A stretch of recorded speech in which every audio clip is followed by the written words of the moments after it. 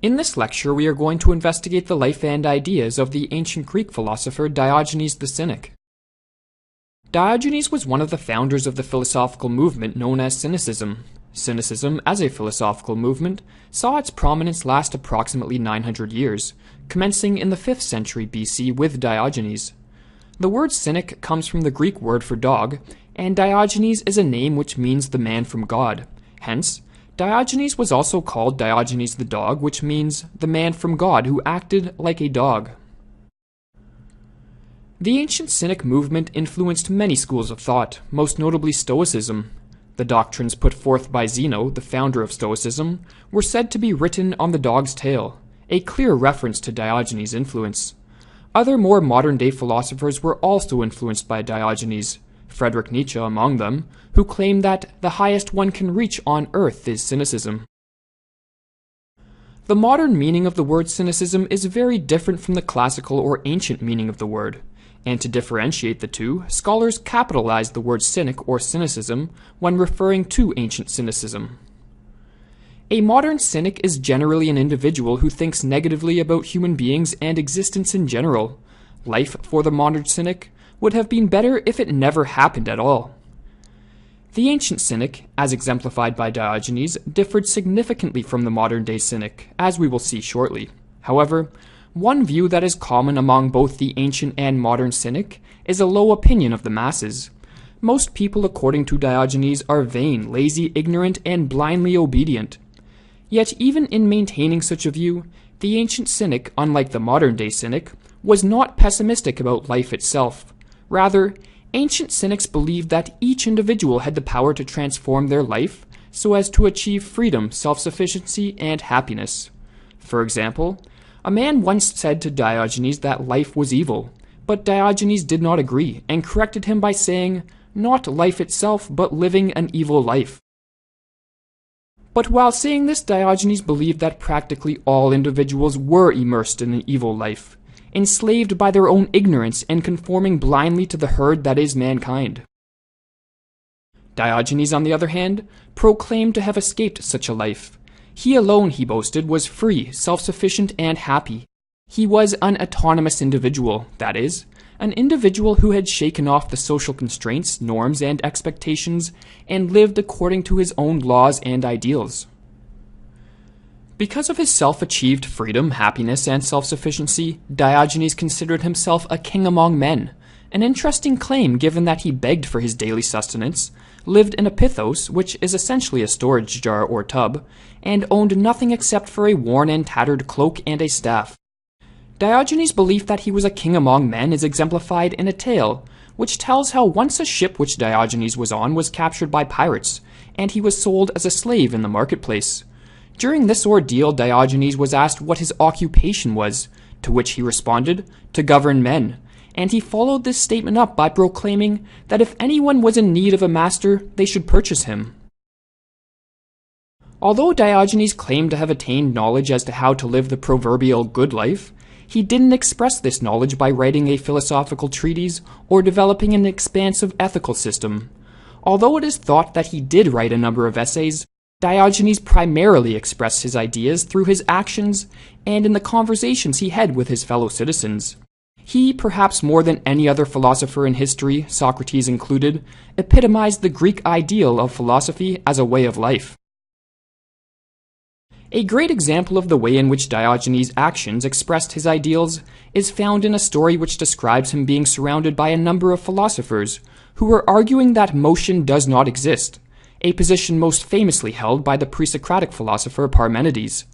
Diogenes, upon hearing their carefully thought-out and detailed arguments, simply got up and walked away, thereby proving without saying a word that motion does indeed exist. Central to Diogenes' philosophy was the conviction that it is pointless to concern oneself with abstract contemplation or metaphysical speculation. Instead, the sole concern of one's attention should be with the concrete here and now, for it is only in the here and now that one can attain happiness, and thus philosophy should be concerned only with the present. Any abstract speculation divorced from the here and now, about whether motion exists, for example, only distracts one from this all-important concern. Diogenes thought that when one turned their attention away from abstract speculation to the concrete here and now, they would soon observe that most human beings are, to put it in the nicest way possible, quite pitiful creatures. In one of the more famous anecdotes about Diogenes, it is said that one day he went into the marketplace in broad daylight with a lantern saying, "I am looking for a man." He never found what he was looking for, that is, self-sufficient, free, and happy individuals, but instead found only ignorant, obedient, and worthless creatures. Diogenes treated others with the disrespect he thought they deserved. One day, when a few people were throwing bones at Diogenes as they would to a dog, he got up and urinated on them. He thought that if the human species should go extinct, there should be as much cause for regret as there should be if flies and wasps should pass away. He even went so far as to try to quicken the rate of the extinction of mankind. When Diogenes was begging on the street, a man started to mock him and said, "I will give you, but only if you can persuade me," to which Diogenes responded, "If I could have persuaded you of anything, I would have persuaded you to hang yourself." While Diogenes was certainly a misanthrope who ridiculed and condemned human beings, he did not think human nature was corrupt and to blame for the depravity which permeates mankind. Instead, he believed that human beings are by nature good and virtuous, but that they have been corrupted by the artificial social norms, customs, practices, and values which are inculcated into them via the process of socialization. These artificial social constraints are conforming forces, which turn potentially strong and independent individuals into obedient sheep. In fact, Diogenes made it his life's mission to debase or destroy these social norms, practices, and values which he believed weakened individuals. To do this, he attempted to display through his actions how ridiculous and arbitrary many of them are. Once, when the city of Corinth heard news that they were soon to be under attack, the citizens went into a panic and began preparing for the coming battle. Diogenes, oblivious as to what all the fuss was about, began rolling his pithos, or tub in which he lived, up and down a hill. Someone asked why he was performing such a pointless task, to which he replied, "Just to make myself look as busy as the rest of you." According to Diogenes, the goals and ends which people devote their lives to, and the flurry of pointless activity they engage in to achieve these goals, are Sisyphean tasks that are about as meaningful as rolling a tub up and down a hill over and over, or in the case of Sisyphus, carrying a boulder up a hill every day, only to have it roll back down at the end of each day.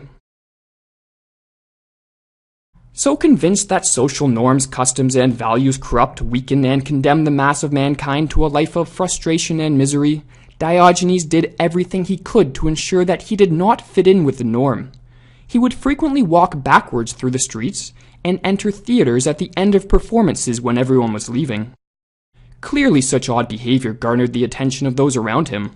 When someone called him mad, which must have been a pretty frequent occurrence, Diogenes replied, "I am not mad, it is only that my head is different from yours." Normality and conformity, Diogenes believed, is no standard for mental health.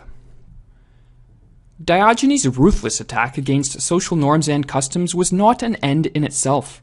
He did not want to destroy such customs solely for the sake of destroying something. Instead, he viewed such an attack as a means to an end, that is, he wanted to help individuals break free from the chains of social constraints so as to enable them to live a happy and free life.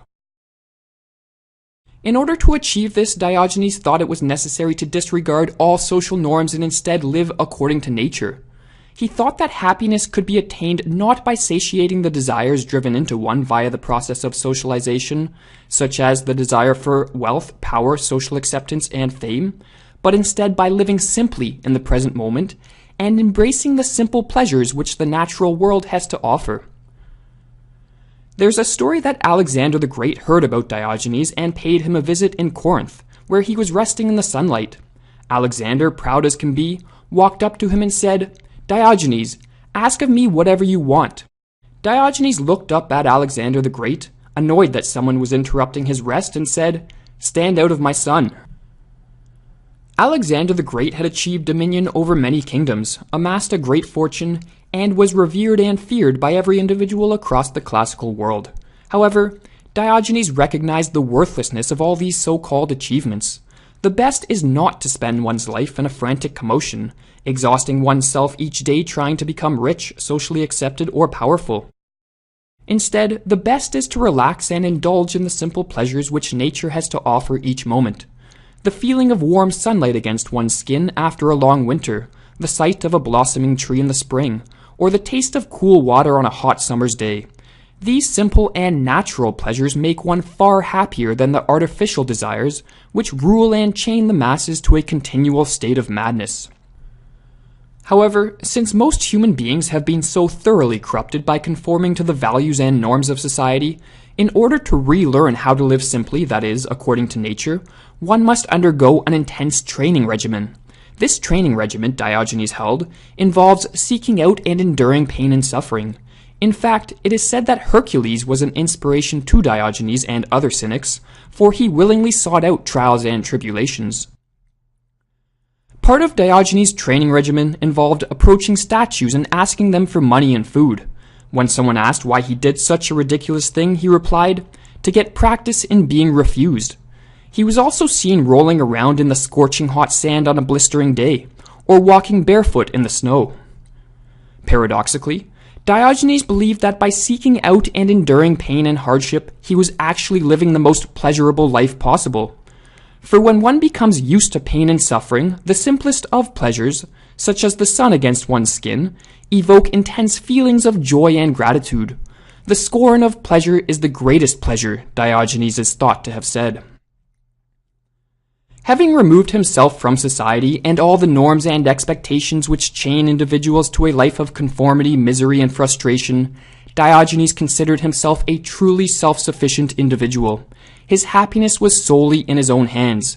Sickness, poverty, rejection, failure, pain, suffering, none of these things could rob Diogenes of his freedom and joy. As the Roman philosopher Seneca explained, Diogenes acted in such a way that he could not be robbed of anything, for he freed himself from everything that is fortuitous. It appears to me as if he had said, "Concern yourself with your own business, O fate, for there is nothing in Diogenes that belongs to you any more."